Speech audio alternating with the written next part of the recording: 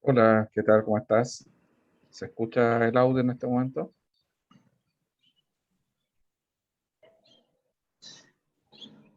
¿Me estás escuchando? Ahora sí lo escucho.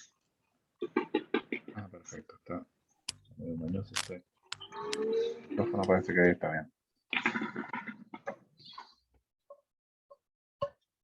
Bueno, en mérito a la hora, vamos a iniciar la sesión de hoy día.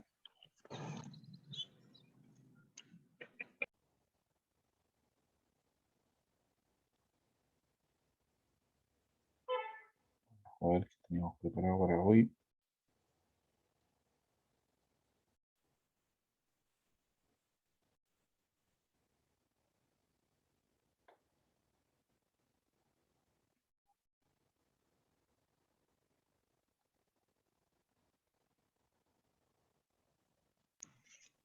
Yo lo escucho perfecto, ¿eh? Sí, no estaba buscando la presentación para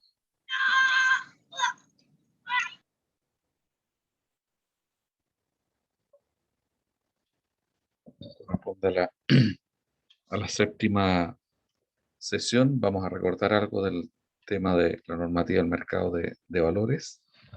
La sesión de hoy día.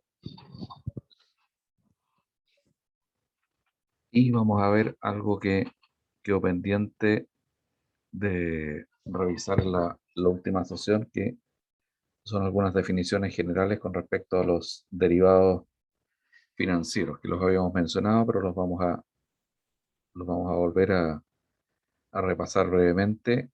eh, si bien esta es materia que no, normalmente se supone que ustedes deberían haber visto en algún curso de Finanzas 2, Finanzas 1, o a lo mejor Finanzas 3, pero algunos cursos de finanzas normalmente van a ver estos temas. Entonces recordemos que dentro de los instrumentos que se transan al mercado financiero, normalmente uno parte mencionando los más tradicionales, que son los bonos y las acciones, que son instrumentos cuyo valor viene dado por los pagos que generan, ya sean los cupones, en el caso de los bonos, o los dividendos, en el caso de las acciones. El derivado también es un activo financiero, un instrumento financiero que se transa al mercado, pero la diferencia conceptual que tiene es que su valor proviene a su vez del valor de otro activo. Por eso se llama derivado, porque su valor deriva del precio de otro activo, y ese otro activo, que es el que le da valor al derivado financiero, recibe el original nombre del activo subyacente. Y hoy día los mercados están bastante desarrollados, y eso hace que los activos subyacentes puedan ser casi cualquier cosa imaginable. Dentro de ese casi cualquier cosa, bueno, lo más típico son acciones, índices bursátiles, pero también puede ser derivados de tipo de cambio, que son muy común, tasas de interés, y materias primas, por supuesto, que es algo bastante común en el mercado internacional. Hay derivados por el precio del oro, del cobre, del café, de la soya, de jugo de naranja, de todo tipo de materias primas en general. Por lo tanto, el activo subyacente es lo que le da el valor al derivado financiero. Esto tiene su lado positivo, pero su lado negativo según cómo se utilice esto en el tiempo. Y los derivados financieros son instrumentos bastante antiguos. No, la mayoría de las personas tiende a pensar que esto es algún invento de los Chicago Boys de los últimos 20 o 30 años, pero la verdad es que el, el instrumento derivado financiero tiene varios siglos de existencia. Ya en la Edad Media existían instrumentos comparables a los derivados financieros de hoy en día. Es algo bastante antiguo. Lo que pasa hoy día, el mercado está más desarrollado, pero esto no es ningún invento ni siquiera de este siglo ni el siglo pasado.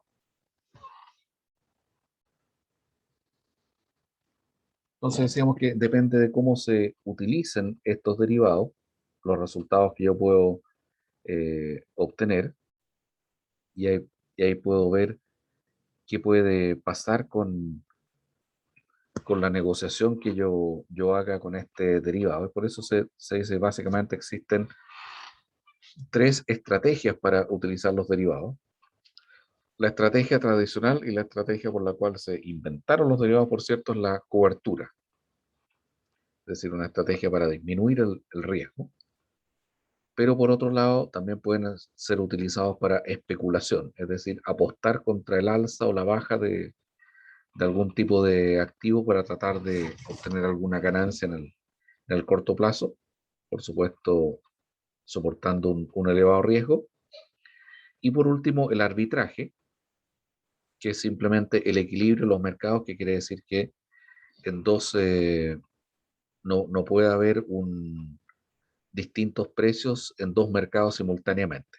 Entonces, como hoy día los mercados están globalizados, hay operadores que están mirando los precios de los productos en todo el mundo y si de repente detectan que hay un producto que está más barato en un mercado y más caro en otro, hacen arbitraje. ¿Y qué quiere decir arbitraje? Arbitraje quiere decir algo tan simple como comprar barato y vender caro.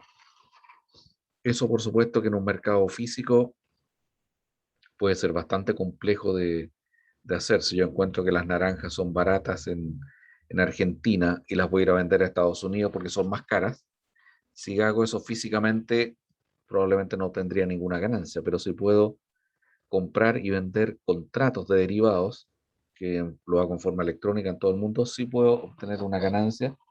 Y la gracia es que esta ganancia la puedo obtener en forma inmediata y por pequeñísimas diferencias de precio. Eso sería el arbitraje, entonces. Dentro de los derivados, probablemente uno de los más simples es el contrato forward. El contrato forward es simplemente un contrato de compraventa, pero la única diferencia es que el contrato de compraventa en este caso tiene una fecha de entrega futura, no es una fecha de entrega inmediata.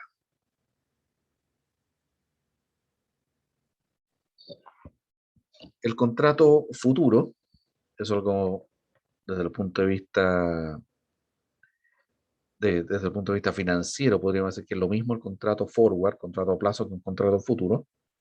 La diferencia que tienes con respecto a la operatoria. El contrato forward es un contrato hecho a la medida, con nombre y apellido de un comprador y un vendedor, con una fecha determinada, con las condiciones específicas para un caso particular. En cambio, el contrato futuro es un contrato absolutamente estandarizado y como es tan estandarizado, de hecho se transa como cualquier otro instrumento en la bolsa. Es decir, yo puedo comprar y vender contratos futuros y estos contratos futuros se transan exactamente igual que una acción, exactamente igual que un bono. Por lo tanto, el contrato estandarizado, por ejemplo, de futuros de cobre, tiene que hacer referencia a una cierta cantidad, cierto volumen, por ejemplo, 500 kilos, 1 tonelada, 5 toneladas de cobre, ciertas fechas específicas y ciertos precios específicos. Y eso se va transando en el mercado. Entonces, una forma mucho más simple de entrar en la operatoria de derivados es a través de los contratos futuros, que en ese caso no tengo que hacer un contrato especial a la medida para cada operación, sino que simplemente compro y vendo estos contratos hasta tener un volumen y una fecha equivalente a la que me interesa cubrir. ¿Cuál es la terminología que se ocupa? En este mercado se habla de la típica jerga de los traders, se habla de la posición larga y de la posición corta. Bueno, en términos simples, la posición larga es el que toma el acuerdo de comprar el activo y la posición corta es el que toma el acuerdo de vender el activo.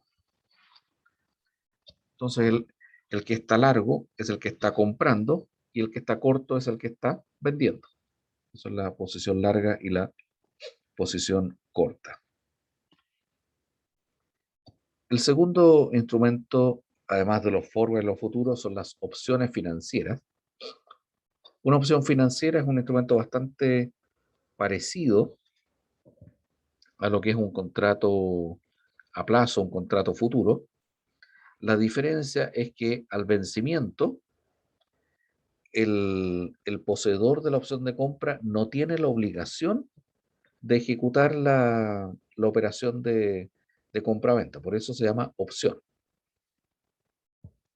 Cuando estamos hablando de una opción para comprar, normalmente se usa la terminología y se le llama el call, una opción de compra. Y si lo que yo tengo es una opción para vender, la terminología en inglés se utiliza es el put. Y el otro elemento que se debe considerar la opción financiera es el precio que está establecido en el contrato al cual puedo ejercer la opción de compra o bien la opción de venta, y eso se llama el precio de ejercicio, y también en inglés se le llama el strike. Entonces podríamos decir que la opción de compra o la opción de venta es una especie de contrato a plazo, contrato futuro, pero más flexible, porque permite que yo decida si quiero ejercer o no el traspaso y la compraventa en el momento de el vencimiento del instrumento. Entonces, por lo tanto, es más flexible. Pero al ser más flexible, obviamente eso significa que tengo que pagar por esa flexibilidad. Si nada es gratis en este mundo. Por lo tanto, si yo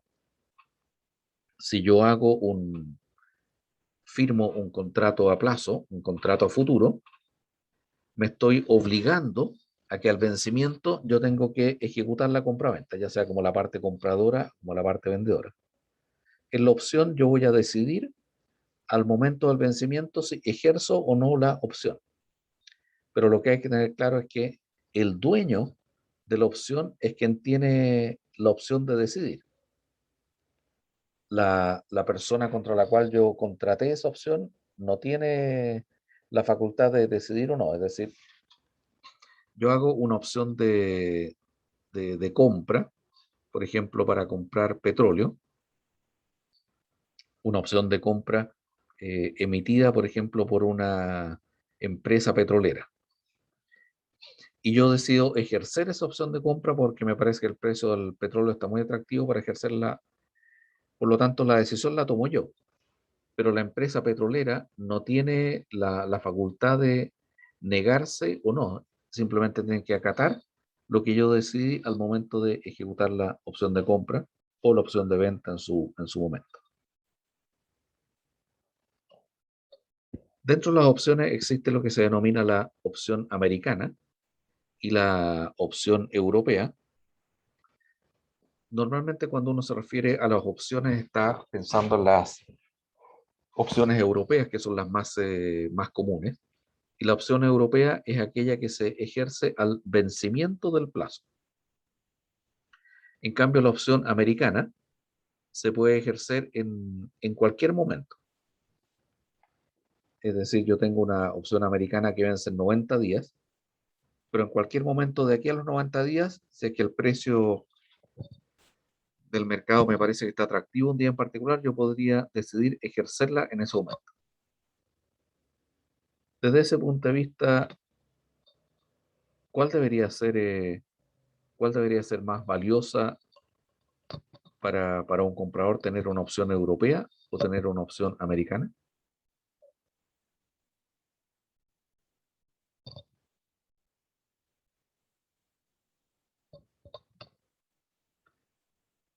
¿Qué dirías al respecto, José? ¿Cuál crees que sería más valiosa?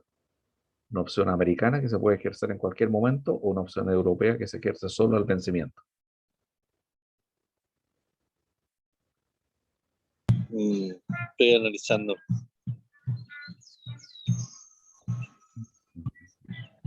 Yo creo que depende, ¿no? Porque podría ser la opción europea si lo quiero al vencimiento, pero y si necesito antes, podría girarla antes también, ¿no? Claro, desde ese punto de vista, siempre va a ser más valiosa la opción americana. En el fondo podríamos decir que la opción europea es un pequeño subconjunto de la opción americana. Porque si yo efectivamente quiero esperar para ejercer al vencimiento, con la opción americana lo puedo hacer. Pero además puedo ejercerla en cualquier otro momento del tiempo. cosa que no puedo hacer con la opción europea. Entonces me da más opciones, más Ah, flexibilidad. Y por eso en entiendo. igualdad de condiciones yo esperaría que la opción americana tenga un valor más alto que una opción europea. Ah, Recuerda que perfecto.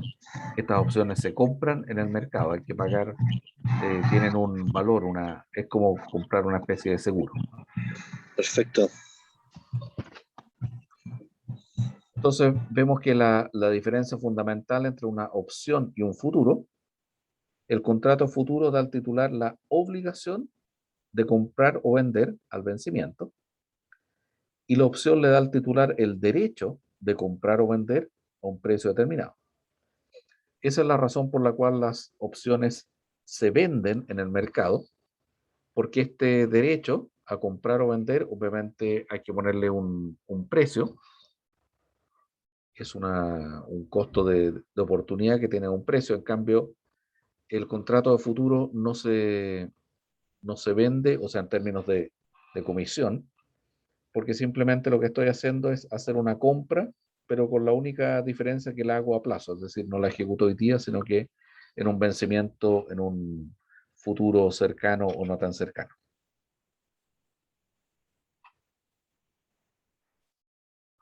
Vamos a ver otros conceptos que son bastante habituales dentro de la jerga de lo que se hace en el mercado, que es el concepto que hemos escuchado muchas veces de la OPA, la OPI, la IPO. Vamos a ver qué significa esta jerga. El más común que se escucha habitualmente, entonces, es el que se conoce como la OPA. ¿Qué significa OPA? Es una oferta pública de adquisición de acciones. Estamos hablando de una sociedad anónima abierta, es decir, una sociedad que transa sus acciones en el mercado.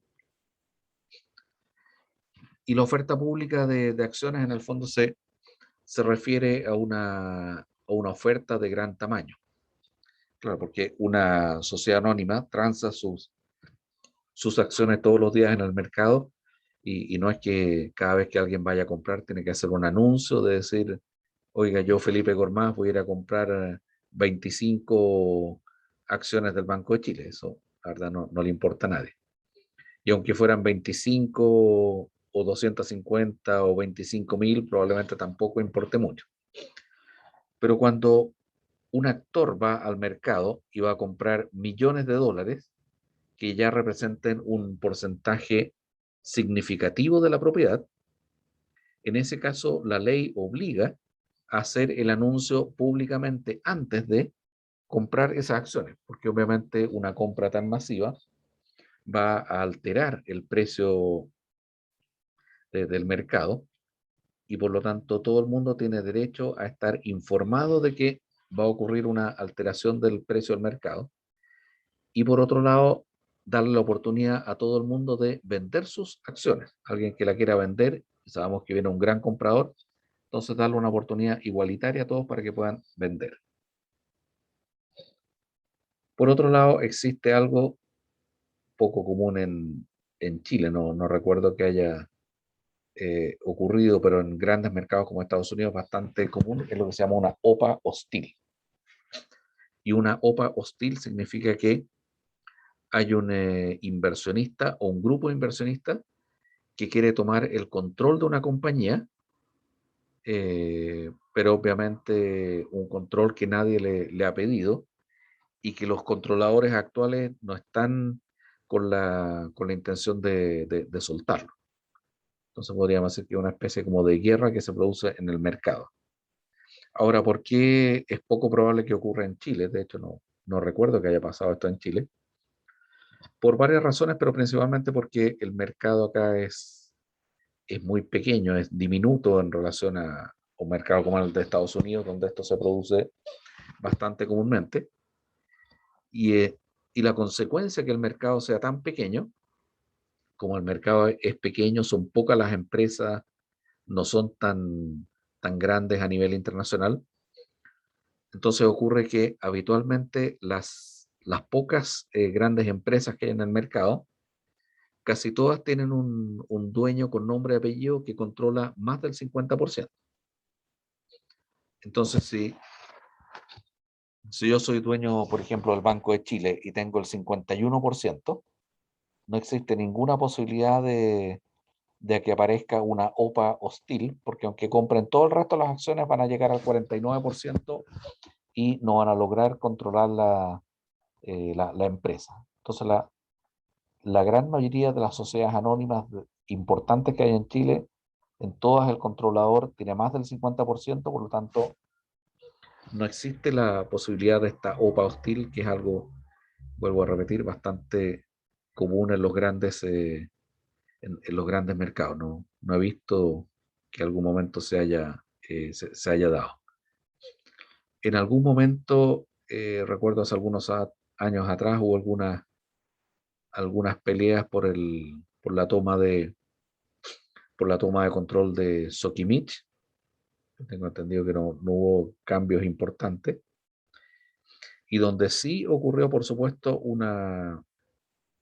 no sé si hostil, pero en el fondo poco informada, fue el cambio de propiedad de lo que era antiguamente llamado el grupo Enersis Endesa, que después cambió de nombre en el tiempo, hoy día se conoce como el grupo Enel. Esto estamos hablando hace más de 20 años atrás, que fue comprado entre gallos y medianoche por un grupo de inversionistas españoles, y de hecho eso motivó que apareciera esta nueva ley de las OPAs, que no existía en Chile, el tema no estaba claramente regulado. Existe también otro término que es conocido como la OPI, oferta pública inicial de acciones, y de hecho, bueno, como nos encantan los términos en inglés, el, el término que habitualmente se utiliza no es el de OPI, sino que es el de IPO, Initial Public Offering.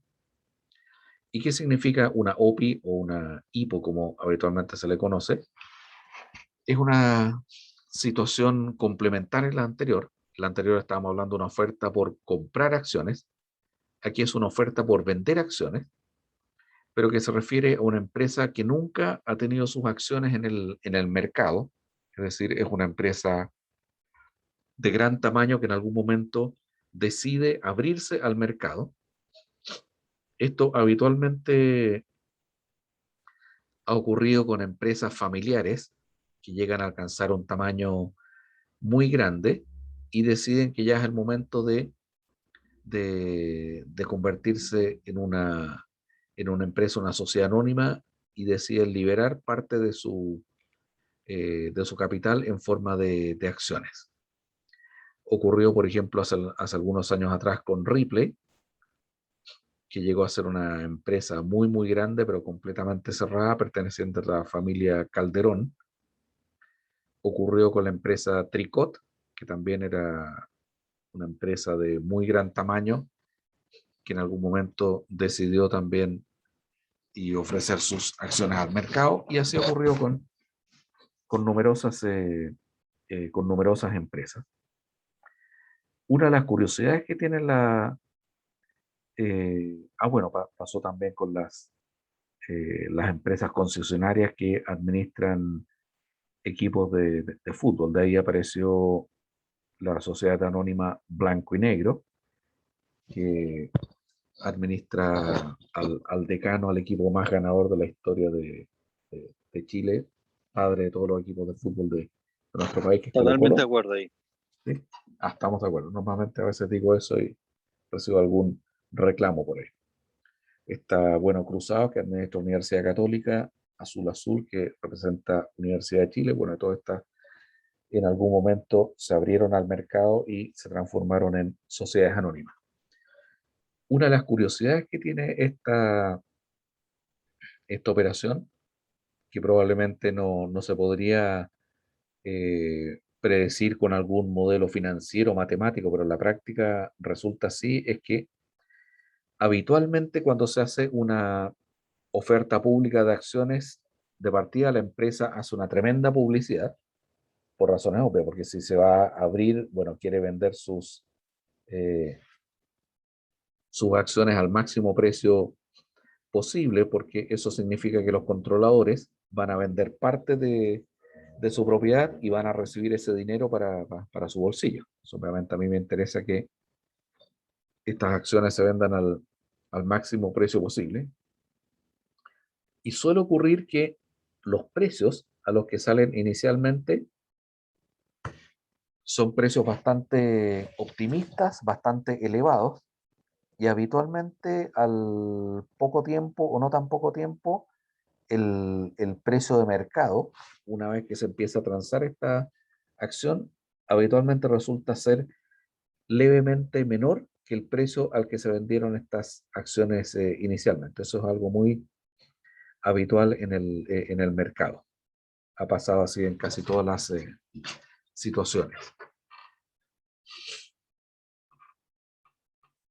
Hay una pregunta que siempre se produce la confusión cuando estamos hablando de una venta de acciones. Supongamos el caso de Ripley. Imaginémonos que nosotros somos los hermanos Calderón, somos los dueños de Ripley. Hoy día es una sociedad cerrada, una empresa familiar, y tomamos la decisión que vamos a vender el 30% de la propiedad en forma de acciones para abrirnos al mercado. Entonces la pregunta es, ese dinero de la venta de estas 30 acciones, ¿a dónde llega? ¿A dónde va a dar ese? Supongamos que nosotros estamos tres en la sala en este momento, Felipe, José y Catalina, que veo que está entrando en este momento. Supongo que somos los tres hermanos Calderón, cada uno tiene una tercera parte de la empresa. Decidimos vender el 30% de nuestra propiedad en acciones y se recaudan 30 millones de dólares en la venta de estas acciones. ¿A dónde van a dar estos 30 millones de dólares? ¿Quién me podría dar una pista?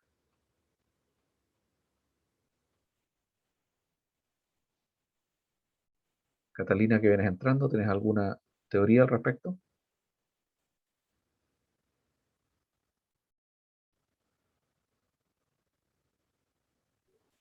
Hola, profe. Hola, ¿qué tal? Yo creo que se va al capital de la empresa, ¿o no? Se imagina que eso, porque lo está vendiendo en las mismas partes, pero corresponden a las acciones de la empresa. Sí, mira, piénsalo de esta forma. Supongamos, nuevamente vuelvo a explicar el ejemplo, que nosotros somos los tres hermanos Calderón, formamos Ripley hace muchos años. Ripley ya tiene una contabilidad auditada y todo, y tiene estado financiero, balance, estado de resultados, etcétera, etcétera. Pero no tiene un valor comercial, obviamente, porque no se transa en el mercado. Entonces decidimos que el 30% de la propiedad de Ripley, que nos pertenece a nosotros tres por parte iguales, lo vamos a vender en forma de acciones. Se vendieron esas acciones y se recaudaron 30 millones de dólares. Resulta que esos 30 millones de dólares van ¿a dónde? A nuestro bolsillo, porque lo que vendimos era parte de la propiedad de Ripley. Entonces, en el fondo, cada uno vendió un 30% de su participación. Esos 30 millones de dólares se van a repartir en partes iguales, 10 millones de dólares a cada uno, y nos va a llegar a nuestro bolsillo. Esta venta de acciones afecta el capital que aparece en el balance. No lo afecta porque la empresa tiene un capital contable y lo único que hice yo fue abrirme al mercado, pero no ha cambiado la contabilidad de la empresa. Entonces eso quiere decir que cada vez que se hizo esta operación, en el fondo es plata que le llegó al bolsillo. Distinto es el caso si es que yo hago una emisión de acciones adicionales. Es decir, no estoy vendiendo mi propiedad, sino que estoy vendiendo acciones adicionales. Entonces, en ese caso, ahí sí se cumple lo que dice Catalina, ese dinero va a formar parte de el patrimonio de la empresa, porque es la empresa la que recibe ese dinero. Pero eso es un error muy habitual, que la gente piensa que cuando se compra o se vende acciones, ese dinero que le llega a la empresa. Le llega a la empresa solamente y únicamente la primera vez que se emite una acción. Entonces, cuando una empresa hace una ampliación de capital, emite acciones, en ese momento, efectivamente, si se venden, el dinero le llega a la empresa como un aporte de capital, pero de ahí en adelante, cada vez que se transan las acciones, se compran y se venden, son simplemente acciones que cambian de mano, pero no le llega ningún dinero a la empresa.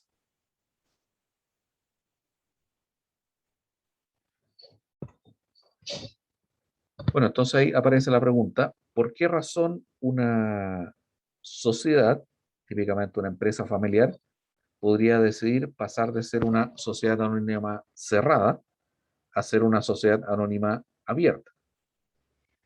Entonces puede haber una serie de razones de todo tipo, pero dentro de las más comunes, no digo que sean todas, pueden haber otras, muchas otras razones estratégicas.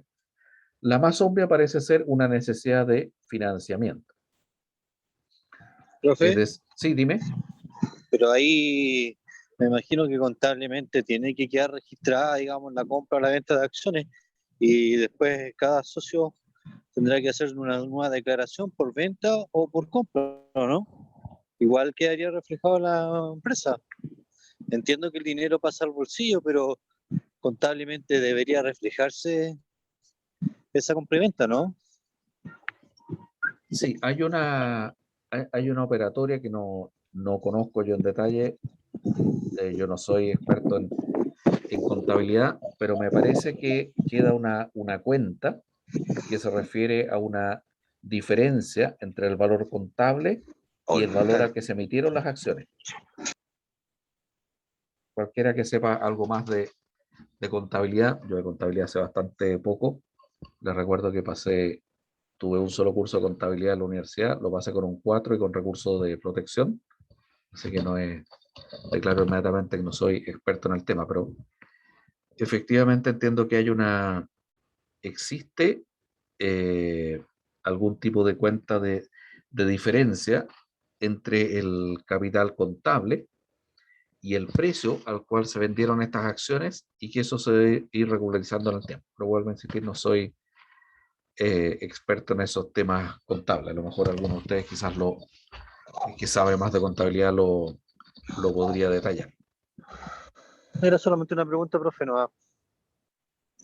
Sí, pero como te digo, Me quedo volando esa transacción nomás, pero sí, entiendo perfecto. sí, lo podríamos chequear, pero como te digo, no soy experto en ese tema, así que preferiría no conozco en detalle la operatoria, pero es probable que sea como dices tú, que efectivamente tiene que quedar una cuenta de diferencia.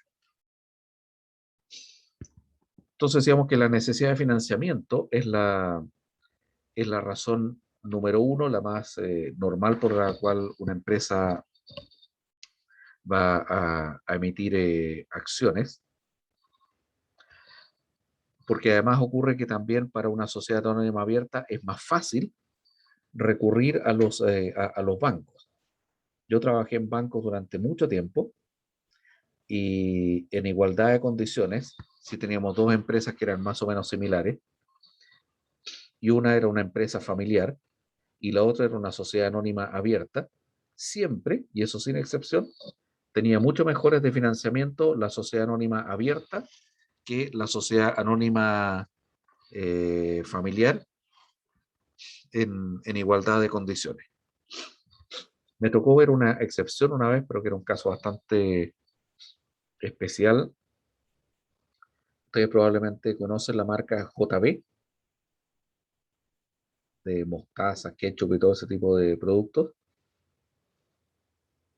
Esta empresa originalmente se llamaba Conserva Juan Vaz, en honor a su fundadora hace ya muchos años atrás. Y me tocó en algún momento ir a visitarlos y presentarlos como un potencial cliente del banco en el que trabajaba en esa época. Y era una empresa 100% familiar. Los únicos dueños eran todos los hijos, hermanos entre sí, descendientes del señor Juan Vaz, que a esa altura ya no existía.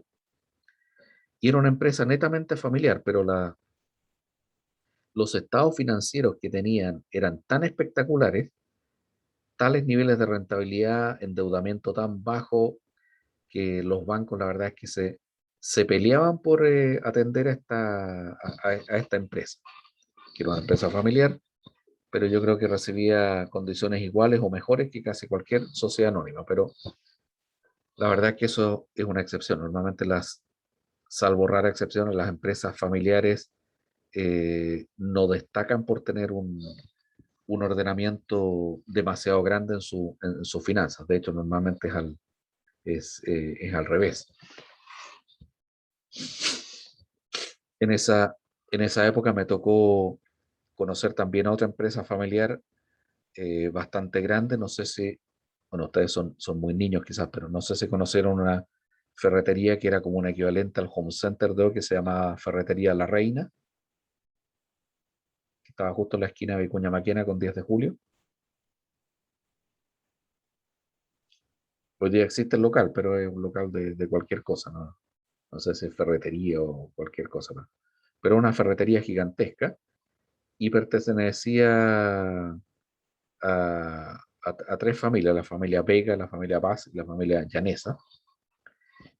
Y esta, que era una ferretería muy grande, la verdad es que perdían plata como locos porque tenían contratados a toda la familia, los hermanos, los tíos, los cuñados, los primos, los sobrinos, estaba todo el mundo metido en esta ferretería, cada uno con un sueldo millonario. Por eso que dicen que muchas veces estas sociedades familiares no llegan a la tercera generación, salvo raras excepciones. Y este fue el caso. En la segunda generación se llenó de la empresa de gerente y no alcanzó a llegar a la tercera generación y desapareció.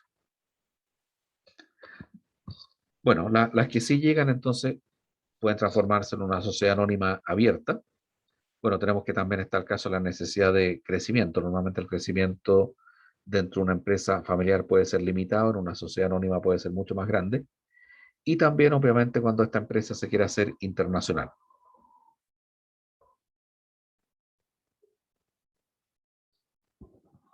La ley de OPAS,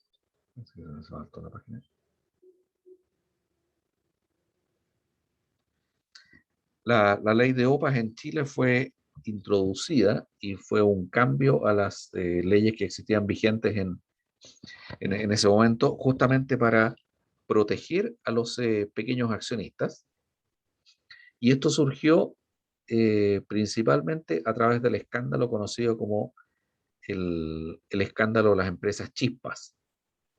¿Qué es lo que eran las empresas chispas? Eran empresas que controlaban lo que era el grupo Enersys Endesa hace 20 o 25 años atrás, y se hizo una operación que no fue anunciada públicamente, unas negociaciones en las que nadie estuvo enterado, bueno, salvo los que participaron en ella, donde llegaron inversionistas españoles y tomaron el control de la noche a la mañana de lo que era el grupo Enersys Endesa, y por supuesto produciendo un gran perjuicio para todos los inversionistas y pequeños accionistas que les hubiera gustado participar en este negocio y que nunca pudieron participar porque no estuvieron enterados.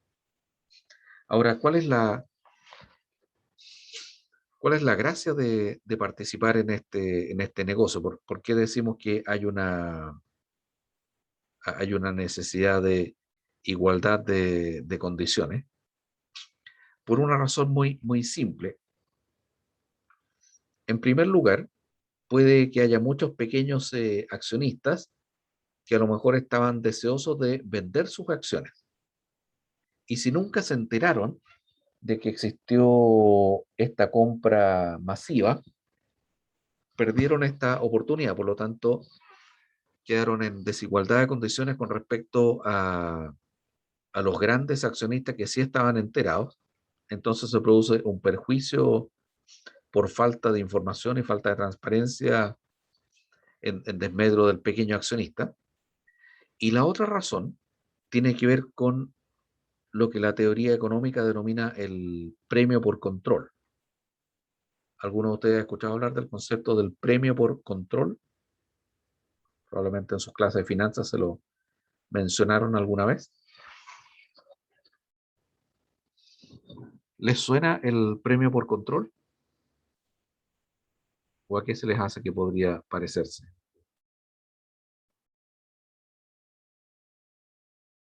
A mí no me suena. Bueno, A mí tampoco, profe. sí, el premio por control, como el nombre lo dice, significa que el precio normal de una acción no es igual cuando yo estoy comprando suficientes acciones como para controlar la compañía. Es decir, yo puedo ir al mercado a comprar acciones del Banco de Chile y puede ser que encuentre que el precio de mercado se está transando de 100 pesos por cada acción. Y yo podría comprar 500.000 pesos, 5 millones, 50 millones de pesos y probablemente no va a producir ningún efecto. Pero si yo compro una cantidad suficientemente grande de acciones del Banco de Chile como para tomar el control, ahí el precio cambia totalmente. Porque se supone que hay una razón estratégica por la cual yo quiero tomar el control de una empresa y por lo tanto el mercado asume que esa decisión estratégica tiene precio y eso significa que en la práctica el precio de una acción que incluye la toma de control habitualmente tiene un premio en términos de precio que por lo menos debería ser un 10, un 15, un 20% o más. Puede ser un 20% hasta un 30%.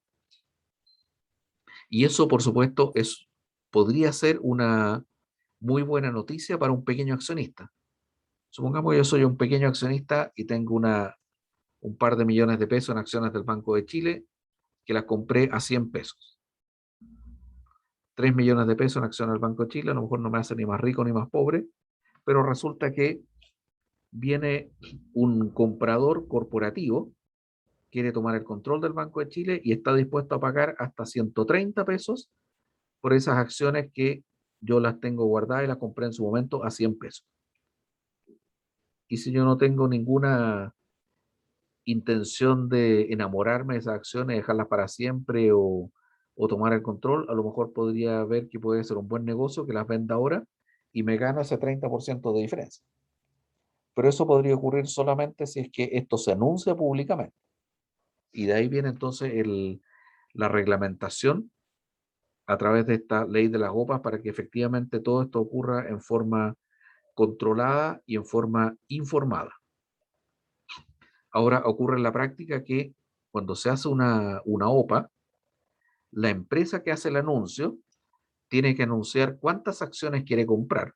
Por ejemplo, decir, yo quiero comprar el 20% de las acciones en circulación y anunciar cuál es el precio que está dispuesto a pagar. Entonces dice, por ejemplo, yo quiero comprar las acciones del Banco de Chile y pagar 120 pesos.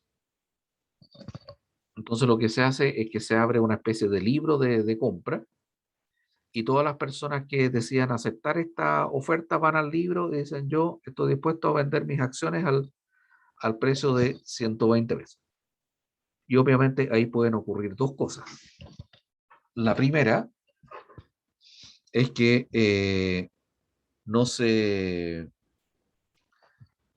logre concretar la compra del porcentaje deseado y de acuerdo a las condiciones que yo podría haber puesto públicamente en la OPA, puede ser que se dé la situación en que la OPA, entre comillas, fracasa.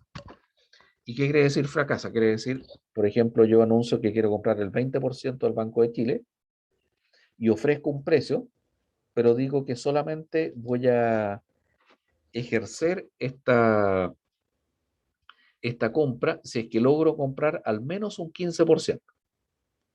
Entonces, si después del periodo de recibir las ofertas de ventas veo el libro y veo que logré reunir el 14%, entonces yo declaro que la OPA está fracasada y simplemente no compro nada. Me voy para la casa ofendido, digo, nadie me las quiere, o sea, no nadie, no tengo la cantidad suficiente de acciones, por lo tanto la declaro desierta.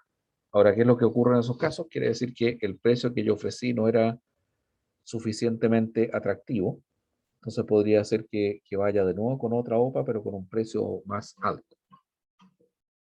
Y eso, por cierto, ha ocurrido en más de una ocasión, que alguien ofrece un precio y el mercado llega a la conclusión de que en realidad el precio que está ofreciendo en realidad no es suficientemente atractivo y los potenciales vendedores deciden que no van a vender a ese precio. Ahora, lo otro que puede pasar, que también es habitual, es que me sobrepase en la cantidad de acciones. Supongamos que yo quería comprar el 20% del Banco de Chile y finalmente recibí ofertas que acumulan un 40% de las acciones. Bueno, como ya había declarado que quería comprar el 20, simplemente voy a ejecutar mi compra del 20 a prorrata de lo que me habían ofrecido. Es decir, si una persona me ofrecía 200 acciones, le voy a comprar solamente 100, de manera de concretar el porcentaje que yo había deseado.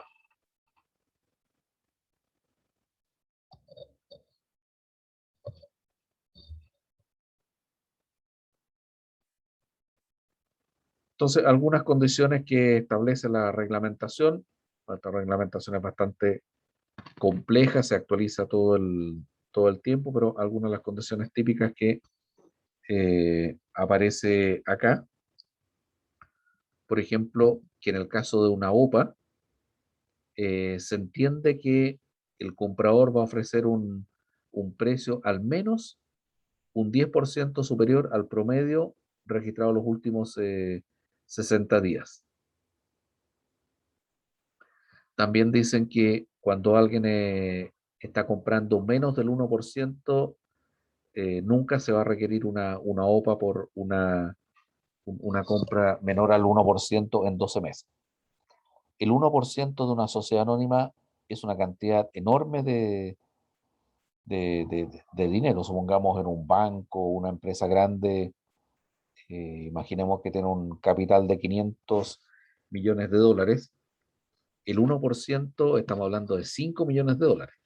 Es una cantidad enorme de dinero, pero para efectos de control de la sociedad, control de la empresa, no es relevante como para que se exija la operatoria a través de una OPA.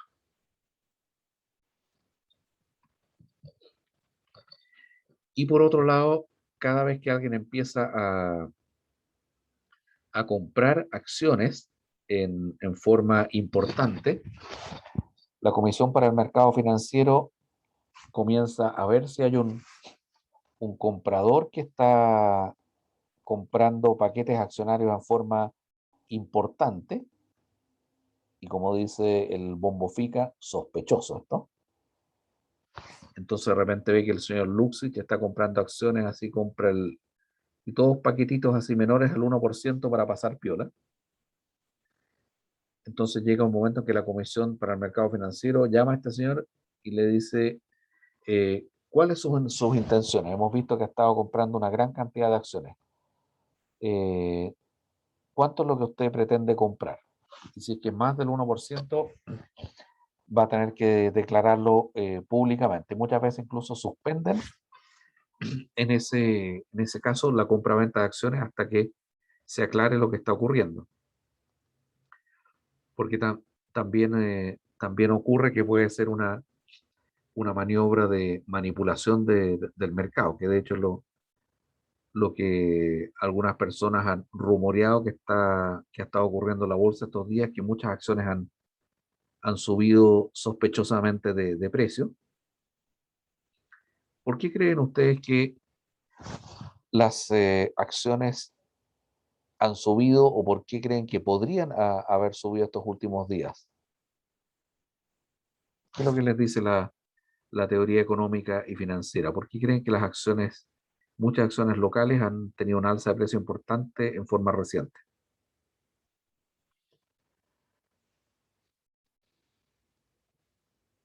¿Cuál sería la razón lógica, lo que diría la simple teoría económica? ¿Por qué suben los precios de las acciones?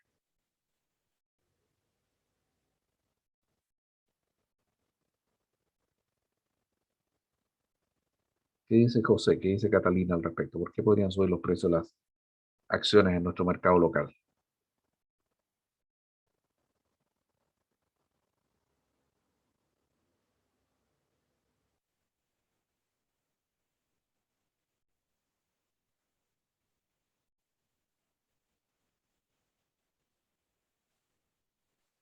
No sé si me están escuchando en este momento. Por la rentabilidad, profe, que tiene, porque está Claro, entregando una mejor rentabilidad. claro, esa podría ser una razón que las empresas estén presentando mejor rentabilidad, pero habitualmente la rentabilidad no cambia de un día para otro. Por lo tanto, normalmente la rentabilidad más bien tiene que ver con una tendencia en el tiempo, pero generalmente la rentabilidad no explica un cambio muy brusco de precio en el corto plazo. Recordemos que las acciones, al igual que cualquier mercado, en principio es un simple equilibrio de oferta y demanda, es decir, hay una cierta oferta de papeles en el mercado y de repente hay más demanda y por lo tanto el precio sube. ¿Qué podría afectar en Chile que mejore el mercado de capitales? ¿Qué podría hacer que el mercado de capitales ande mejor los últimos días?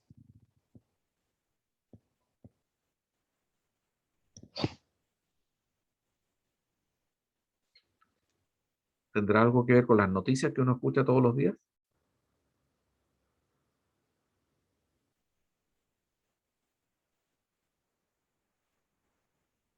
¿Tendrá algo que ver con las futuras elecciones de presidente? ¿Tendrá alguna relación con eso? ¿Tendrá alguna relación con la aprobación del cuarto retiro? ¿Ustedes creen que eso influye en el mercado? Sí, profe, yo creo que el cuarto retiro influye, pero por un tema como, eh, ¿cómo por decirlo? Como de conveniencia por ciertos sectores, como como por populismo, porque en verdad no es que nos convenga un cuarto retiro. Pero hay mayor demanda. Y eso debe hacer que suban los precios de las acciones, ¿no? Solamente por la demanda. Porque la Eh, rentabilidad, porque no, la rentabilidad, en realidad es más bien al revés. El mercado interpreta, asume y predice que parece ser menos probable que se vaya a apoyar, perdón, que se vaya a aprobar el cuarto retiro. Entonces la posibilidad de fracaso de la ley del cuarto retiro, eso reactiva el mercado de capitales porque ya hace mucho rato, tal como lo viene diciendo el Banco Central, el mercado asume que el cuarto retiro va a ser perjudicial para nuestra economía, en particular para el mercado de capitales. Y la otra razón tiene que ver con la percepción del mercado con respecto a las últimas encuestas presidenciales que le dan una mayor ventaja relativa a los candidatos que son más a favor del mercado versus los candidatos que están más en contra del mercado, en este caso las candidaturas de Kast y de Boric.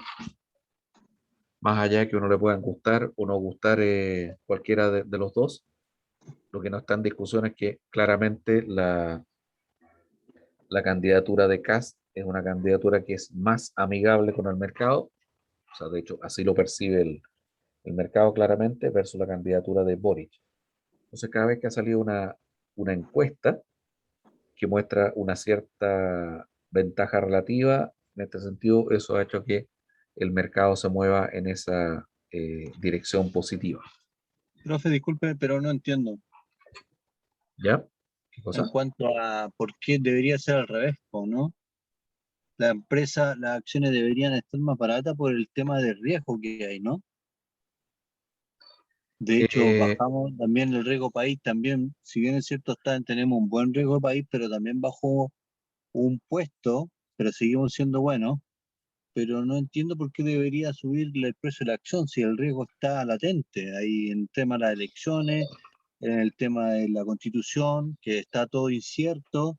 ¿Por qué tendría que subir o por qué hace que suba el precio de las acciones? Yo pienso, o racionalmente, que debería ser al revés, porque en definitiva los empresarios me imagino que querrán recuperar sus inversiones y si no está claro el futuro, deberían ¿Ya? tratar de vender más rápido, ¿no? Sí, analicemos el punto de lo que estás diciendo, que es, eh, tú hablas de que efectivamente el riesgo ha subido, pero el riesgo no es que haya subido esta semana ni este mes, el riesgo viene subiendo ¿Desde cuándo? Desde el estallido social, que el riesgo Histórico. económico en Chile viene subiendo. Ujú. Y si uno analiza la, la tendencia de los precios de las acciones en general, hay excepciones, pero en general los precios de las acciones se han debilitado desde el año 2019 a la fecha, las acciones locales. Correcto. Entonces, efectivamente, hay una percepción de riesgo muy alto que ha ido creciendo. Y cuando estoy Correcto. hablando de un aumento de precio, me refiero a un aumento puntual de los últimos días, pero todavía estamos efectivamente con niveles de riesgo tremendamente elevados. Entonces podríamos decir que es como una montaña rusa, así que vamos en picada hacia abajo desde el año 2019 y que pareciera que estos últimos días como que hay una pequeña curvatura y como que se estabilizó esta caída y se ve una pequeña alza, Da. pero una pequeña alza de una caída libre de 300 metros que veníamos de antes. Entonces no estoy diciendo que el Perfecto. riesgo sea bajo, sino que simplemente se ha disminuido levemente. Pero lo que yo iba es que el precio de las acciones tiene un componente emocional bastante grande. Uno en los cursos de finanzas, a uno le dicen que el precio se calcula de acuerdo al modelo de Gordon, de los dividendos descontados, y es todo pura matemática. Pero en la práctica todas esas variables se mueven muy fuertemente por las expectativas emocionales. Y las expectativas emocionales quiere decir lo que las personas, los grandes, pequeños, medianos empresarios y pequeños inversionistas, como podemos ser nosotros, es lo que pensamos del futuro. Cuando nuestras expectativas son positivas, vamos a, vamos a formar una mayor demanda y por lo tanto los precios van a subir ante una mayor demanda. Pero por otro Perfecto. lado, a lo que les quería comentar es que algunas personas que se dedican a esto de comprar y vender acciones todos los días, no es mi tema, yo no me dedico a eso, comentan que puede ser un cazabobos, es decir, hay algunos grandes inversionistas que, no lo digo yo, es la teoría que tienen algunos compradores, que dicen que algunos grandes inversionistas quieren deshacerse de sus acciones, pero yo no me quiero deshacer de mis acciones si el precio está muy malo. Entonces, ¿qué es lo que hago? Dado esto solamente lo puede hacer un inversionista muy, muy grande, empiezo a comprar acciones en el mercado para dar la apariencia de que hay una reactivación de la demanda. Y con esto logro que las acciones empiecen a subir. Entonces, artificialmente empiezo a manipular el mercado, así como que estoy interesado en comprar, algo que artificialmente el precio suba, y en ese momento salgo a vender mis acciones y eventualmente las lograría vender a un buen precio.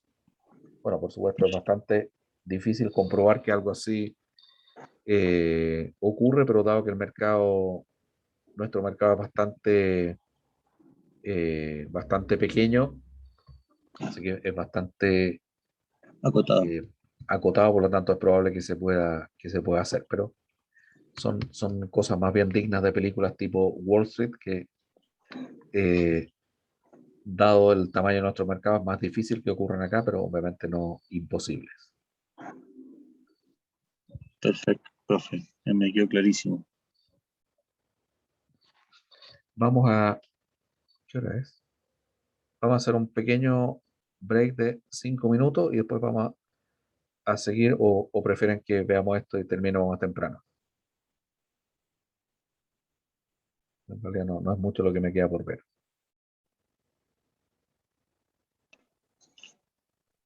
Profe, que si no nos queda mucho, mejor terminarlo al tiro, ¿no? Sí. Apoyo esa moción. Ya, vamos a ver, además que ya no es, esta es la última clase formal que nos queda, porque la próxima semana tenemos La tarea presentación de por... los trabajos y después ya viene la segunda ronda de solemne y tenemos una clase adicional, pero normalmente en esa clase, habitualmente por recomendación de la universidad, no pasamos materia nueva, sino que la dedicamos a hacer algún tipo de, de actividad de repaso. Bueno, vamos a hablar del ASIL. Todos ustedes saben lo que es el ASIL, supongo. Lo desconozco. ¿Y tú, José, lo conoces? No, no me suena, profe. Bueno, eso me indica que probablemente ninguno de ustedes trabaja en el mercado financiero o tiene intenciones de trabajar en el mercado financiero, pues esta es una prueba obligatoria que tienen que dar todas las personas que trabajan en el mercado financiero. Eso vamos a comentar un poquito. Se llama la acreditación de conocimientos de intermediación de valores. Entonces, esto está en la ley del mercado de valores.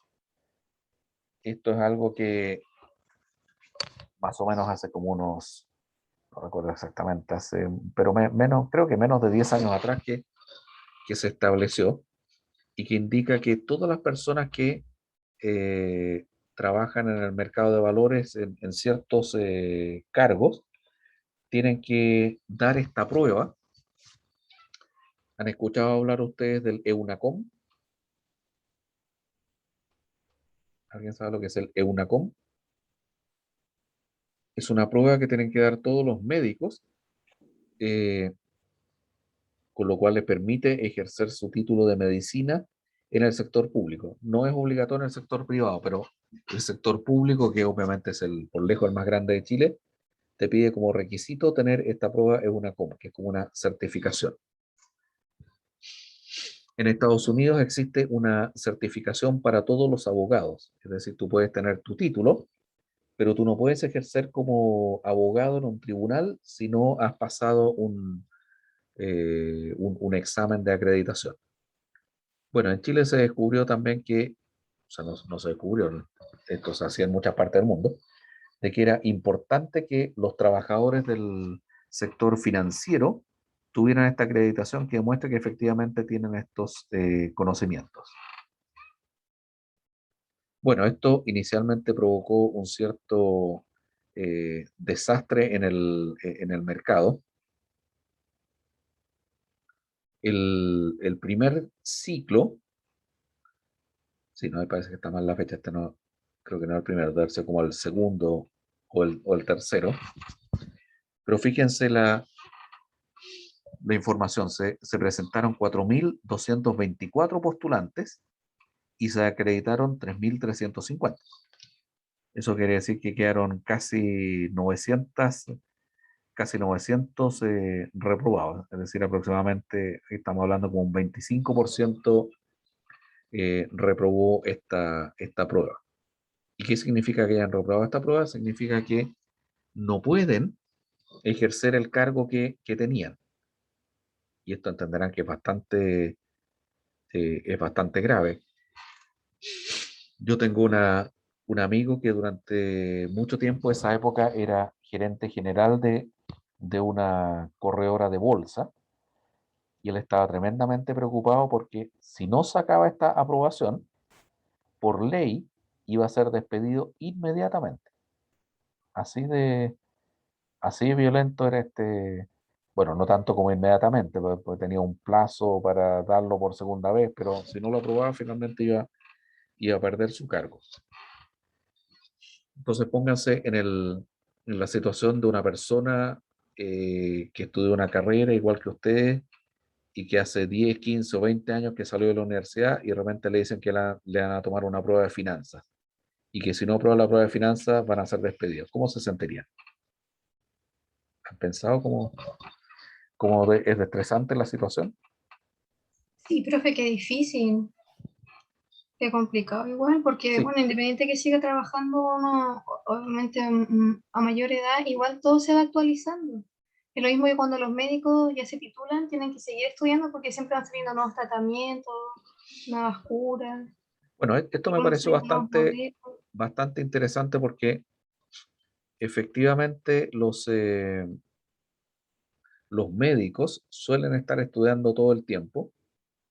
Los abogados en general tienen que estar también estudiando también cada vez que se les presenta un nuevo caso, pero resulta que normalmente los que siguen carreras del área de administración habitualmente estudian un montón de materias y nunca más vuelven a abrir un libro de ahí para siempre. Aquí se da el caso en el año 2014, la reprobación fue de un 40%, bastante elevada la reprobación. En el caso de mi amigo, él era, bueno, él es en realidad, perdón, lo estoy matando. Él es ingeniero comercial de la Universidad Católica.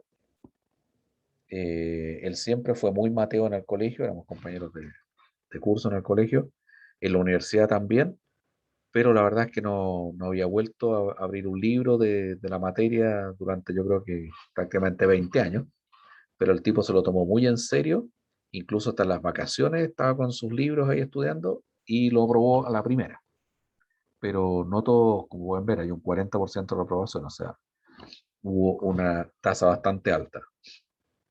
Según se indica en estos primeros procesos, en la fuerza de ventas es donde se produjo la mayor tasa de reprobación.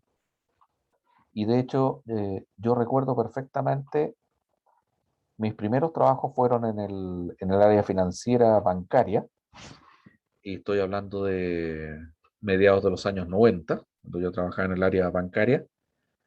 Yo me acuerdo que la mayoría de los ejecutivos de cuenta, gerentes de cuenta, ejecutivos comerciales, eran gente de carrera que no tenía ninguna formación en el área financiera. O sea, eran gente que era muy buena para las relaciones públicas, para captar clientes y todo eso, pero si había que empezar a analizar un flujo de caja o cosas así, la verdad es que daban bote, no tenían idea. Entonces, ¿de qué forma este ejecutivo podría eventualmente darle una buena recomendación profesional a una empresa si en realidad no se maneja en muchos de estos temas financieros? Entonces, eso era preocupante ese tema. Entonces, se dice acá que la mayor parte de los que aprobaron, dice acá, correspondió a directivos, ejecutivos y funcionarios de corredores de bolsa. Otros 18,9 eran funcionarios de bancos y asesoras de inversiones, y el 1,5% restante fueron agentes de valores. Dentro de esta prueba, tenían que dar la prueba, por ejemplo, todos los gerentes de estas empresas financieras tenían que dar la prueba. Tenían que dar la prueba también los, los ejecutivos de cuenta que atendían a público. Lo que sí había pruebas diferenciadas. La prueba que tenía que tomar, por ejemplo, un gerente general no era la misma prueba que tenía que dar un ejecutivo de inversión o un ejecutivo de cuenta.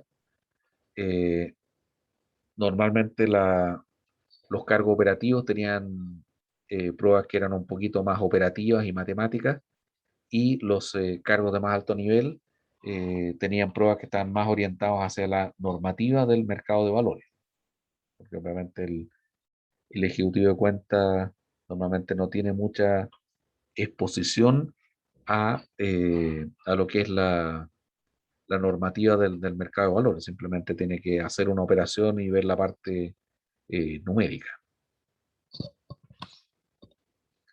Bueno, todo esto requiere un esfuerzo bastante grande. Yo no trabajaba en la parte académica en esa época, estamos hablando de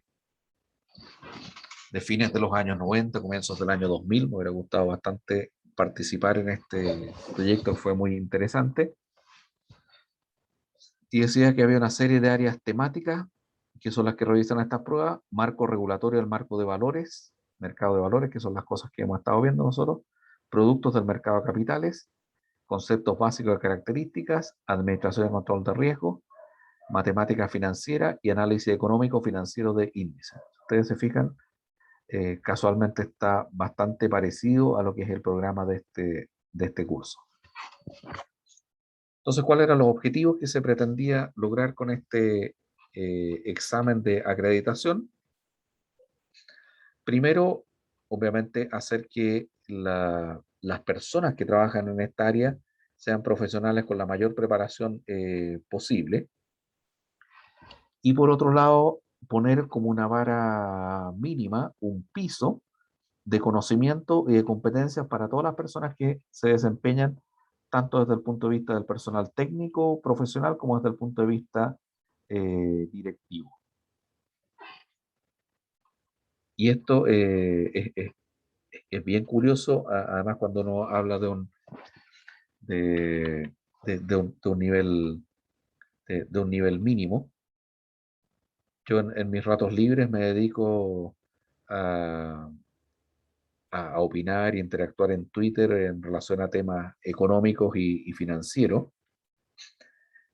Y bueno, no es sorprendente que la mayoría de las personas opine sobre temas económicos y financieros sin tener conocimiento, obviamente, porque no todo el mundo ha estudiado estas materias. Entonces, mucha gente se deja llevar por algún eslogan, por algún mito y repite algo que escuchó por ahí sin entenderlo.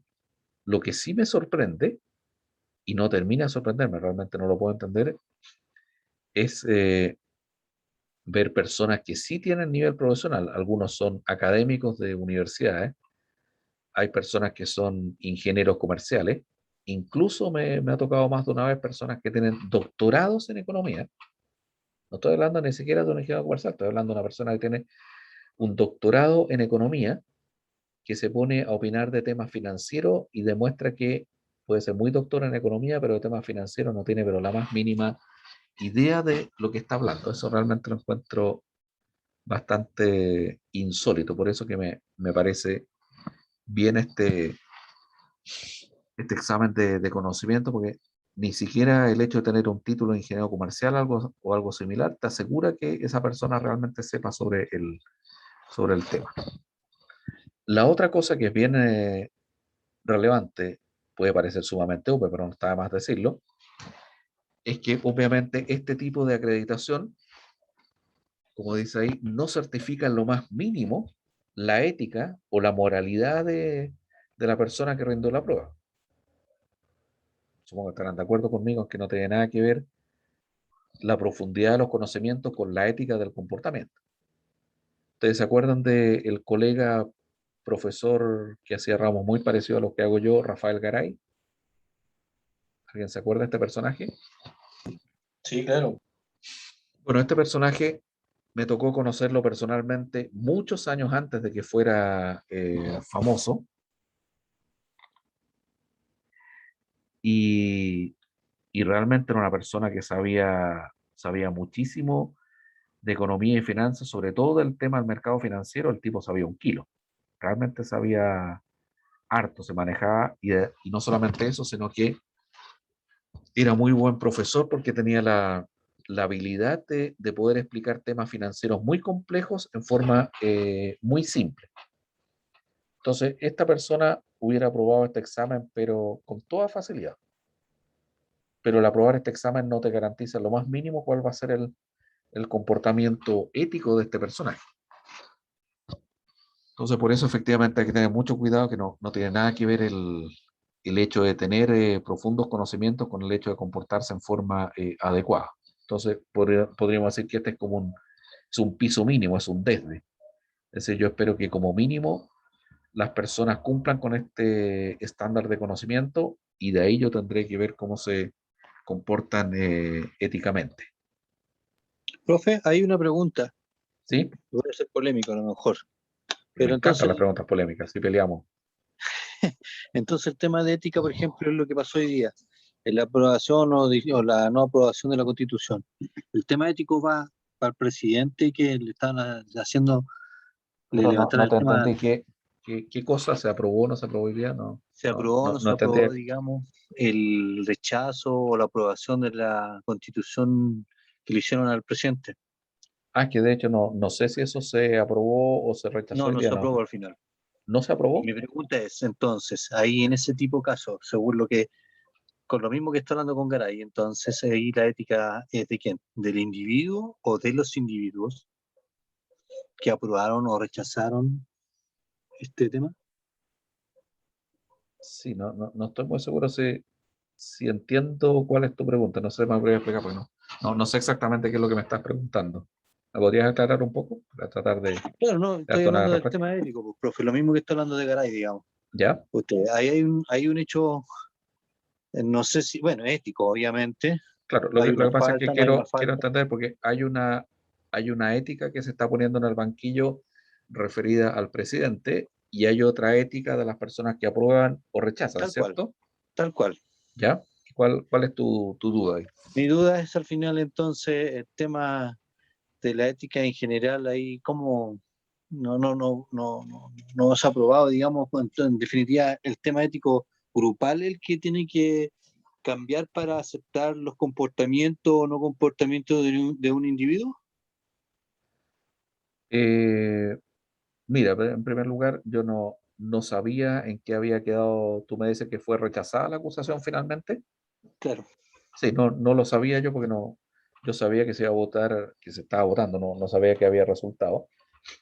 Pero ahí tengo una serie de opiniones al respecto, que podemos estar de acuerdo o no. ujú, En primer lugar, a mí no me gustan el concepto de acusación constitucional, no en este caso en particular del presidente Piñera, sino que en general. claro. Yo no estoy Y hablando de política, profe, estoy hablando del comportamiento, no, independiente de quién sea, no, mirando sí está bien, sí desde el podemos, punto de vista aquí, ético, no político. aquí podemos discutir de lo que queramos. El punto es Claro, el siguiente, ¿por qué digo que no me gustan? Porque se disfraza de una acusación, entre comillas, legal, algo que es una acusación política. Entonces, ¿en qué se resume esto? Que la acusación constitucional normalmente se hace con una autoridad, que puede ser un ministro, en este caso puede ser un presidente, también en su momento se hizo contra un ministro de la Corte Suprema, estamos hablando de una primera autoridad, de la que se dice que ha faltado a la ley de acuerdo a ciertos comportamientos que están claramente descritos en la Constitución. Entonces, lo que yo esperaría es que una acusación de ese tipo sea vista por un tribunal imparcial, estoy hablando en general, no estoy hablando de lo que pasó hoy día, un sí. tribunal imparcial y que falle en derecho, es decir, un tribunal nombrado eh, con abogados de primer nivel que nadie va a poner en duda, que por cierto no militen en ningún partido político, obviamente todos tienen sus preferencias, pero que no sean militantes, y que por lo tanto el fallo sea en derecho. Eso me parecería a mí más adecuado, porque lo que ocurre actualmente, y así ha ocurrido en las acusaciones constitucionales que uno ve hacia atrás, Así es. es que finalmente lo único que uno ve es una alineación política. Entonces, si estamos acusando a un personaje del Partido Azul, entonces Ujú. todos los del Partido Azul nos vamos a poner de acuerdo para rechazar y todos los del Partido Rojo nos vamos a poner de acuerdo para aprobar. Entonces, finalmente no es algo que se esté, en mi opinión, no es algo que yo opino que se esté analizando en su mérito, simplemente es un tema de equilibrios políticos. Más Sí, allá de pero que en algunos casos hay acusaciones constitucionales que pueden ser procedentes o no, pero lo que yo no estoy de acuerdo es que sea en el fondo el Congreso, y además con el desprestigio que tiene el Congreso actualmente, quien decide si se aprueba. Yo estaría de acuerdo en que el Congreso, por ejemplo, presente una acusación constitucional y haya un tribunal externo, entre comillas, independiente, es decir, que eso existe, y que ese tribunal externo decida si procede o no la acusación. sí, claro, pero con el tema de Garay, por ejemplo, también a lo que apunto yo, ¿quién va a dirigir la ética que se necesita tal vez, digamos, para hacer las cosas o los tipos de comportamiento? Eso apunto, profe. Entiendo que en definitiva la ética al final queda a un lado ¿cuánto se llama? Por sesgos políticos, pero siempre vamos a seguir siendo un país tercermundista entonces al respecto. Pues, ¿quién es el que pone el cascabel al gato? Por ser bien, un dicho bien popular. ¿Cómo los comportamientos, cómo podemos mejorar este país en definitiva? Y todos hablamos de ética y vemos como la ética está en todos los niveles del país, digamos, cómo mejorar el país. ¿Quién va a poner el cascabel al gato? Cuando vemos comportamientos que no son, que se hacen y no son correctos, ¿quién va a ser los que dirijan, digamos, el comportamiento real? ¿Qué es lo que necesitamos como país o qué es lo que necesita hacer un profesional o la ética de un profesional dentro de su rubro o su profesionalismo, digamos? Veo que no hay eso, entonces todos están haciendo, digamos, están haciendo actos desde su punto propio de vista de qué es lo que es ética para cada cual, digamos. Pero no hay como una ética profesional, digámoslo así. Bueno, lo que dice es la pregunta del millón que a todos nos gustaría responder. En primer lugar, la ética no es algo que esté escrito en una tabla de piedra. Entonces, lo que es ético para una persona, tenemos que tener claro que no necesariamente es ético para la persona que está al lado. Por ejemplo, algo que se ha estado discutiendo en relación a las distintas sensibilidades políticas. Caso Garay también. No, pero vámonos a algo más del día a día. Por ejemplo, el derecho a propiedad. El derecho a propiedad no tiene la misma importancia desde el punto de vista ético para todas las personas. Para algunos tiene un valor así como absoluto que está por sobre todo. Para otros tiene un valor no tan absoluto que hay que contraponerlo con otros derechos. ¿Entiendo? El derecho a la vida también es algo que no todas las personas lo ven de la misma forma. Entonces hay muchos conceptos que uno puede analizar desde el punto de vista de la ética y no vas a llegar a un consenso unánime porque no todos tienen las mismas opiniones con respecto a ciertas aplicaciones de, de la ética, pero yo creo que una de las pocas cosas que se pueden hacer, y yo veo que así funciona en general en los países más desarrollados, es que haya un contrapeso importante entre las instituciones, y eso significa, por ejemplo, que, por lo menos en mi opinión, la mayoría de las instituciones deberían tener un grado de importancia, o sea, perdón, de independencia significativo. De hecho, ¿cuál es una de las pocas instituciones que es bien evaluada en Chile y que es casi absolutamente independiente? Es el Banco Central. Es una de las pocas, no diría que haya una opinión unánime, pero en forma bastante transversal, desde la izquierda a la derecha, opinan que el Banco Central funciona bastante bien, pero por ejemplo no se opina lo mismo del Servicio de Impuestos Internos, pero resulta que el director de Impuestos Internos es nombrado a dedo. Entonces, obviamente, ¿qué independencia va a tener el director de Impuestos Internos? De hecho, la otra vez le preguntaron con respecto a esta operación de la cual se acusa al presidente, Sí, y el te director de escucho. Impuestos Internos dijo que estaba todo en regla. ¿Tú Claro, hubieras esperado que hubiera dicho algo distinto? pero los trabajadores fueron los que creo que presionaron también al director también. En esa misma noticia salió. Que fueron Claro, los mismos efectivamente, trabajadores. claro, pero la decisión la toma el director y la Ah, pregunta obviamente. es, ¿alguien esperaría que el director de Impuestos Internos vaya a decir algo en contra del presidente si él es quien lo nombra? Claro, claramente que no. Es como que me Claramente. preguntaran a mí en Lusach, me llaman a una reunión Ujú. y me dicen, ¿usted está de acuerdo o no con lo que está haciendo el rector? Entonces probablemente le voy a decir que estoy de acuerdo, a menos que tenga intenciones de cambiarme de universidad. Entonces la verdad es que obviamente es más Me fácil está- que haya haya más ética en este comportamiento si todas estas personas finalmente terminan siendo independientes. Entonces usted me sugiere un consejo de distintas profesiones que sean independientes o instituciones independientes que hagan un consejo. O sea, yo soy partidario de que las principales instituciones del país todas tienen que ser independientes. Por ejemplo, tenemos un contralor que es independiente, me parece muy bien. Ujú. Eh, Tenemos el fiscal nacional que es independiente entre comillas, pero tiene cierto grado de independencia. Pero tenemos algunos que son sumamente relevantes y que no son independientes. Uno de ellos, que es muy relevante, que es el director de Impuestos Internos. Hace mucho tiempo que se viene diciendo que ese cargo debería ser independiente. Y de hecho hay una idea que es muy antigua, no la inventé yo, ni que viene de los tiempos de los griegos, en cuanto a la conformación del el Congreso para evitar estos conflictos de interés, que es elegir una cantidad importante de congresistas al azar. No sé si has escuchado esas teorías. Sí, sí, he escuchado algo al respecto.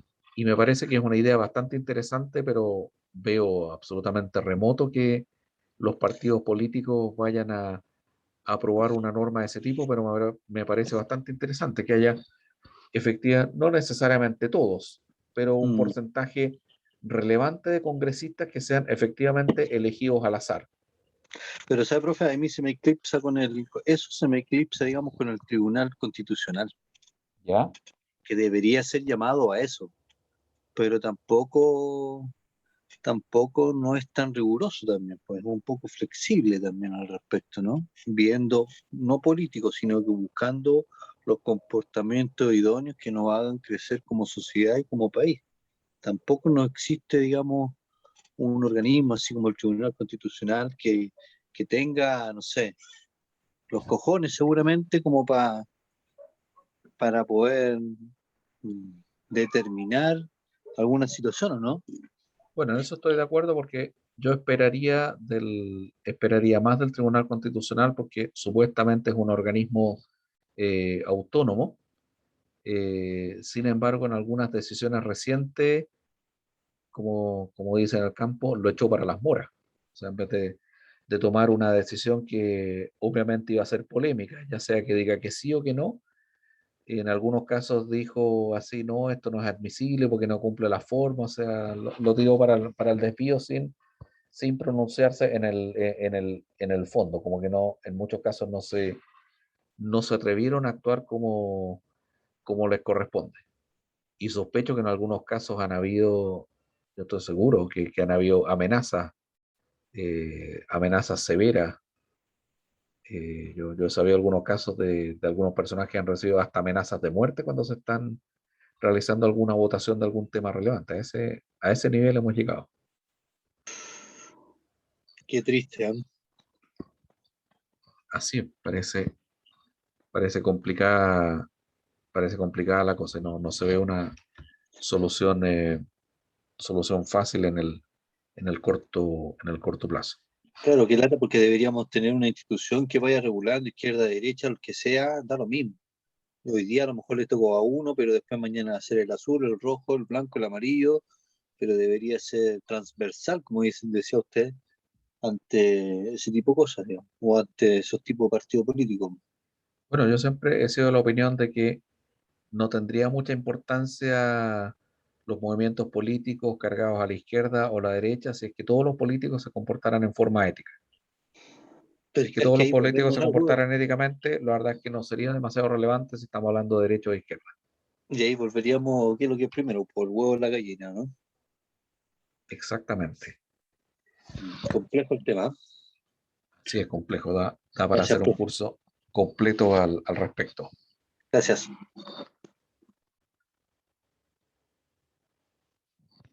Bueno, ¿quiénes son los que se acreditan? Decíamos que están desde los directores, gerentes generales, están todos los jefes de área, hasta los ejecutivos de cuenta y los ejecutivos de venta. Es decir, todo el que, ya sea que tenga una labor directiva o bien tenga que atender público, se tiene que acreditar. Obviamente las personas que trabajan en un banco, en una compañía financiera y que o no atienden público y no tienen nada que ver con tareas directivas, obviamente no se tienen que acreditar. Una persona que está encargada del mantenimiento de las oficinas del banco no tiene por qué saber de temas financieros. Son las personas que o tienen labores directivos o atienden público y tienen que asesorar, por ejemplo. Y vamos a ver unos pocos ejemplos. El resto los voy a dejar propuestos para que ustedes lo revisen, para que vean el tipo de preguntas que aparecen en estas pruebas. Estos son ejemplos reales.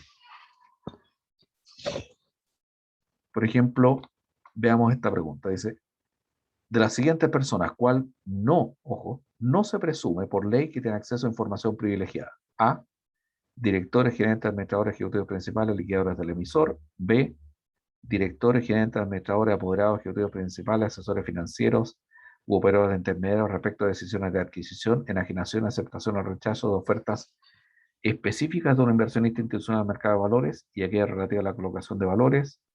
C, directores, gerentes, administradores, ejecutivos principales, liquidadores de una subsidiaria o filial del emisor. Letra D, personas controladoras o sus representantes que realicen operaciones o negociaciones atendientes a la enajenación del control. Una cosa típica de esta prueba, como se darán cuenta, no siempre, pero muchas veces las preguntas son bastante largas. O sea, ya toma un buen tiempo en solamente el leer la pregunta completa. Aquí, ¿por cuál opción se irían ustedes? ¿Cuál dicen? Dice, no se presume que tiene acceso a información privilegiada.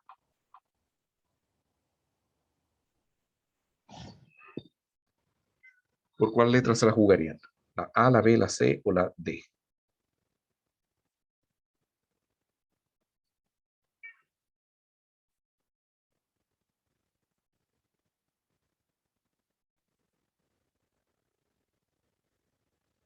Bueno, en este caso corresponde a la letra C, artículo 166 de la Ley de Valores, porque si ustedes se fijan, tiene una pillería porque dice directivo, gerente, administrador, ejecutivo y liquidadores de una subsidiaria o filial del emisor. Entonces, obviamente, esa persona no tiene por qué estar al tanto de lo que pasa en el emisor, es de una empresa relacionada.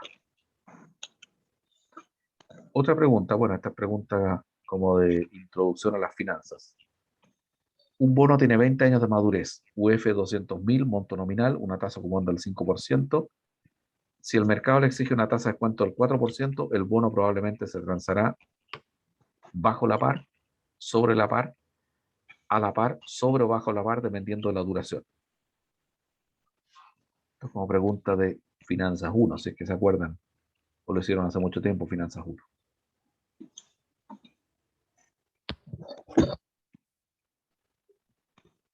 ¿Se acuerdan algo su ramo de Finanzas 1?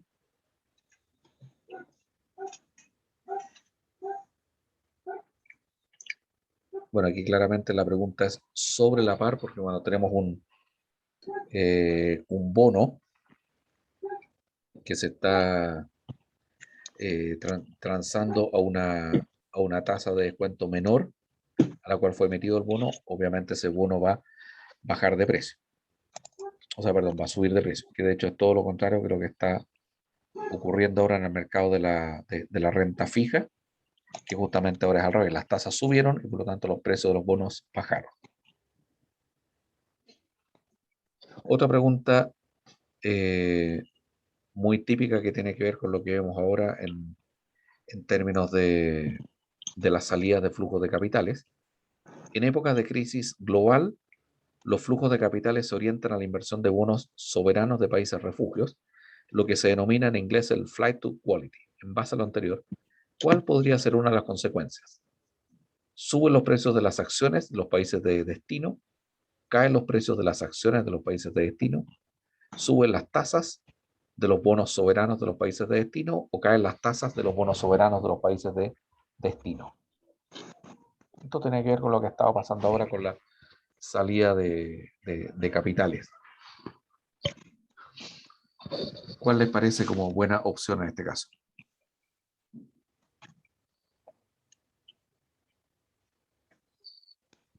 Bueno, aquí lo que hay que ver es que cuando estamos hablando de... ¿Que caen, profe, las tasas de inversión? Sí, efectivamente, muy bien. Okay. Porque acá, efectivamente, cuando hay una salida en busca de un refugio, obviamente los refugios no son las acciones, son los bonos soberanos, en particular de bonos de Estados Unidos, bonos de Inglaterra, bonos de Suiza, ese tipo de bonos. Y por lo tanto, cuando yo voy a comprar bonos, los estoy comprando más caros y eso hace que la tasa del bono vaya a caer. Después hacen preguntas más técnicas como esta. El índice de precio general de acciones publica diariamente la Bolsa de Comercio de Santiago, mide el resultado de las siguientes acciones. Todas las acciones listadas en la Bolsa de Comercio, todas las acciones con un free float mayor o igual al 5%, montos transados sobre 10.000 UF, con presencia bursátil del 5%, todas las acciones con capitalización bursátil sobre 10 millones, free float mayor al 5% y monto transado sobre 10.000 UF, y todas las acciones con monto transado sobre 10.000 UF. Bueno, esta pregunta es bastante técnica y esa es la definición que se hace para lo que se denomina el índice IGPA. Acciones con free float mayor al 5%, montos transados sobre 2.000 UF y presencia bursátil sobre el 5%. ¿Sabes lo que es un free float? Hoy, profe, me suena, pero no me acuerdo en este momento. El free float es una definición que se da que indica cuál es el número de acciones que no están en manos del controlador y por lo tanto están circulando en el mercado. Entonces, eso quiere decir, de acuerdo a esto, que supongamos que el controlador, el dueño de la empresa, tiene el 90% de las acciones, entonces quiere decir que hay solamente un 10% que circula en el mercado. Entonces se exige para ser considerados dentro de este índice que estas acciones que circulen sea por lo menos un 5%. Bueno, hacer las otras operaciones, estas son definiciones muy técnicas, las operaciones de venta con compromiso retrocompra.